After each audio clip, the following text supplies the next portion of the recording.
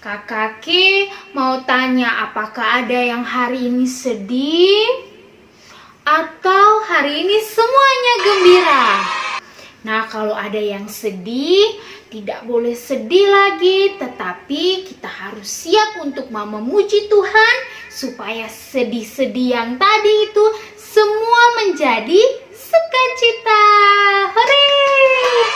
Nah, semua duduk yang tenang. Sing boleh ada yang makan, atau ada yang berjalan, atau main HP, dan semua harus sudah duduk dengan orang tua, oke? Nah, adik-adik di rumah bersama dengan orang tua sudah siap untuk memuji Tuhan? Mana suaranya? Nah, hari ini kita akan memuji Tuhan dengan lagu Yesus di dalam rumahku, senang-senanglah. Oke? Jadi, kita meskipun di rumah, tetapi kita harus bersuka cita, harus senang karena Tuhan juga ada bersama-sama dengan kita semua. Oke? Mari kita bernyanyi, Yesus di dalam rumahku, senang-senanglah. 1, 2, 3, musik! Semua di rumah berdiri dan kita bernyanyi bersama sambil tepuk tangan dan juga ikut nyanyi. Yesus di dalam rumahku, senang-senanglah, senang-senanglah, senang-senanglah. Yesus di dalam rumahku, senang-senanglah, senang-senanglah. And Jesus in the family, happy, happy home, happy, happy home, happy, happy home. When Jesus in the family, happy, happy home, happy, happy home. Dan mari kita semua tenang, lalu kita mau berdoa untuk memulai ibadah sekolah minggu. Mari kita semua lipat tangan, tutup mata, dan kita berdoa.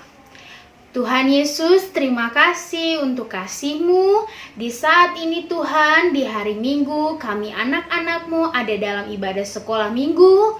Kiranya Tuhan Engkau memberkati ibadah ini dari awal, pertengahan, sampai pada akhirnya. Dan apa yang sebentar kami dengar lewat firman Tuhan dan juga cerita Alkitab yang akan diceritakan oleh kakak pengasuh, kami semua dapat mengerti dan kami mau tumbuh menjadi anak Tuhan yang baik. Terima kasih Tuhan Yesus. Amin. Mari kita akan membaca firman Tuhan. Dan pembacaan hari ini dari Ester pasal 4 ayat 1 sampai ayatnya yang ke-17. Adik-adik, dengan judul Usaha Mordekai untuk menolong orang Yahudi. Nah, pembacaan ini adik-adik bersama dengan orang tua boleh membacanya di rumah. Oke? Harus baca ya.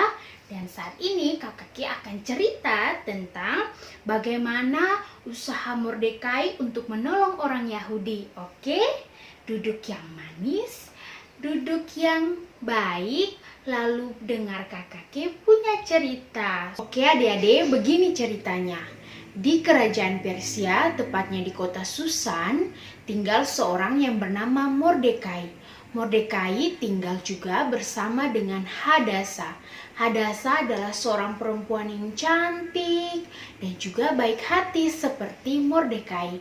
Adik-adik tahu Hadasa tidak memiliki ayah dan juga ibu, sehingga Mordekai mengangkatnya sebagai anaknya. Mereka sangat saling menyayangi dan saling mengasihi satu dengan yang lainnya. Hadasa dan juga Mordekai adalah seorang Yahudi yang sangat taat dan percaya kepada Allah.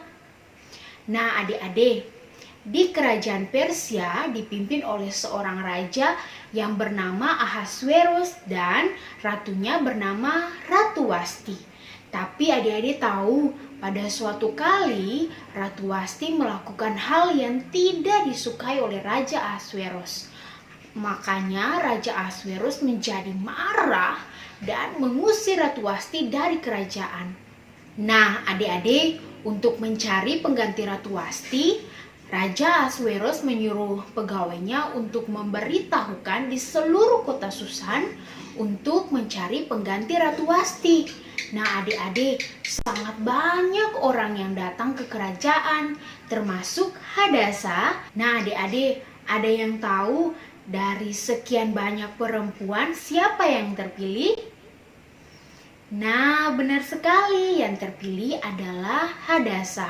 Maka itu namanya sudah tidak menjadi Hadasa lagi, tetapi menjadi Esther. Nah, ketika Esther menghadap kepada raja, raja sangat senang dan mengangkat Esther menjadi ratu, pengganti Ratu Wasti. Nah, adik-adik, di kerajaan Persia ada seorang pegawai raja yang sangat raja senangi, yaitu bernama Haman. Adik-adik tahu, Haman ini karena raja sangat menyayanginya, raja mengangkatnya sebagai perdana menteri. Nah, kalau sudah diangkat sebagai perdana menteri, berarti Haman memiliki pangkat yang tinggi di kerajaan. Maka itu setiap kali Haman berjalan, semua orang harus sujud menyembah Haman. Nah, adik-adik, tetapi Mordekai tidak akan menyembah Haman atau sujud kepada Haman. Adik-adik tahu kenapa? Nah, kakak kasih tahu, karena Mordekai hanya percaya kepada Allah. Ketika Haman mengetahui itu Haman menjadi marah. Kenapa? Haman adalah seorang perdana menteri yang memiliki jabatan tinggi, tidak disembah oleh Mordekai. Nah, adik-adik, maka itu Haman menyusun rencana untuk pergi menghadap raja dan mengatakan kepada Raja Ahasweros bahwa semua bangsa Yahudi yang adalah bangsa dari Mordekai dan juga Ratu Esther untuk harus dibinasakan. Wah, jahat sekali tuh adik-adik. Adik-adik, ketika Haman pergi kepada Raja Ahasweros memberitahukan untuk semua bangsa Yahudi harus dibinasakan di kota Susan, dan adik-adik tahu raja menyetujuinya. Maka itu Haman pergi menyuruh pegawainya untuk memberitahukan di seluruh kota Susan. Maka itu semua orang menjadi takut dan juga mereka cemas karena mereka akan dibinasakan. Nah, adik-adik, hal itu juga didengar oleh Mordekai. Tetapi Mordekai tidak tinggal diam. Mordekai mencari cara supaya bangsanya tidak jadi dibinasakan. Adik-adik tahu langkah apa yang diambil oleh Mordekai untuk menolong bangsa Yahudi? Kakak Keisha kasih tahu, Mordekai memakai kain kabung dan menaruh abu di atas kepalanya. Adik-adik, itu adalah tanda bahwa Mordekai sedang berduka dan juga sedih karena apa yang akan menimpa bangsanya.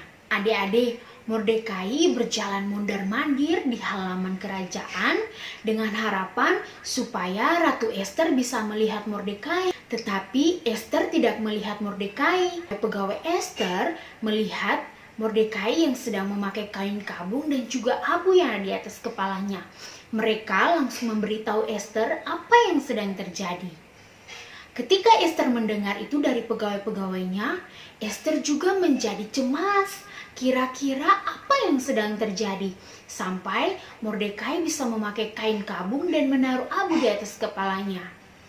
Esther langsung menunjuk pegawainya yang bernama Hatta untuk pergi menanyai apa yang sedang terjadi kepada Mordekai. Ketika Hatta sampai kepada Mordekai dan Mordekai memberikan piagam yang berisi tulisan bahwa semua bangsa Yahudi harus dibinasakan kepada Hatta dan Hatta harus memberikannya kepada Esther sehingga Esther mengerti. Nah, adik-adik, ketika Esther membaca tulisan yang dibawa oleh pegawainya, Esther menjadi sangat sedih dan juga Esther menjadi takut karena siapa yang tidak dipanggil oleh raja dan raja tidak berkenan untuk bertemu dengannya, maka dia akan mati. Tetapi kalau raja mengulurkan tongkat, maka siapapun itu yang bertemu dengan raja akan hidup. Nah, hal itu disampaikan oleh Hatta kembali kepada Mordekai.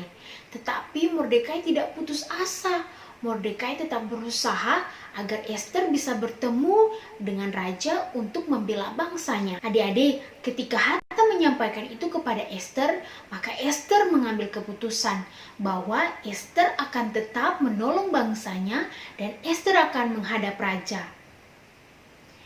Adik-adik, Ester mengatakan seperti ini, bila ia akan mati, maka biarlah dia mati. Dan adik-adik tahu ada satu permintaan Ester yang harus disampaikan kepada Mordekai dan seluruh bangsa Yahudi di kota Susan. Nah, kakak Keisha kasih tahu ya, Ester meminta kepada Mordekai dan seluruh bangsa Yahudi di kota Susan untuk melakukan puasa, yaitu tidak makan dan juga tidak minum selama 3 hari dan harus tetap berdoa untuk meminta pertolongan kepada Allah. Nah, adik-adik, dari sini bisa dilihat juga bahwa Mordekai dan juga Ester tidak hanya mengandalkan kekuatannya, tetapi mereka tetap meminta pertolongan kepada Allah supaya bangsa Yahudi tidak jadi dibinasakan, tetapi mereka punya nyawa semua diselamatkan. Nah, adik-adik, demikianlah ketemu punya cerita di hari ini. Dan dari cerita Mordekai menolong bangsa Yahudi ini, kita juga diajarkan untuk bisa menolong sesama kita. Mungkin kita bisa berbagi makanan, berbagi mainan, ataupun juga pakaian yang mungkin sudah kekecilan di badan kita. Dan adik-adik juga mungkin bisa berdoa kepada teman yang sakit atau teman yang susah, supaya Tuhan dapat menolong mereka. Dan kita bisa menjadi berkat bagi banyak orang. Adik-adik bisa kan melakukan itu?